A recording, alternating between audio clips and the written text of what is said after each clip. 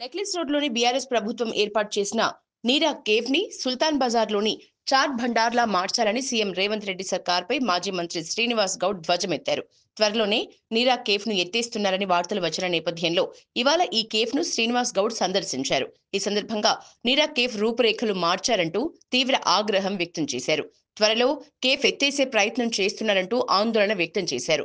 అంతరించిపోతున్న కుల వృత్తుల్ని పునరుద్ధరణ చేసి కుల వృత్తుల్ని బాగు చేయాలని నాడు కేసీఆర్ ఆలోచన చేశారని, ఈ నేపథ్యంలో అంతరించిపోతున్న నీరాను అందుబాటులోకి తెచ్చి గౌడన్నలకు ఆసరాగా నిలవాలనుకున్నట్లు తెలిపారు. కల్లు, నీరాలో ఎన్నో ఔషధ గుణాలు ఉన్నాయన్నారు.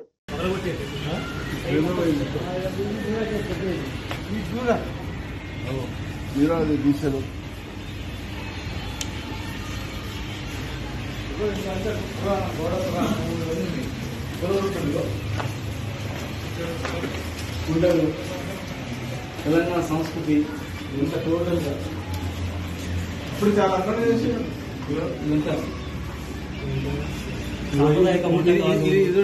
గౌడ పురాణం చెట్లు గీసేయడం ఘటమే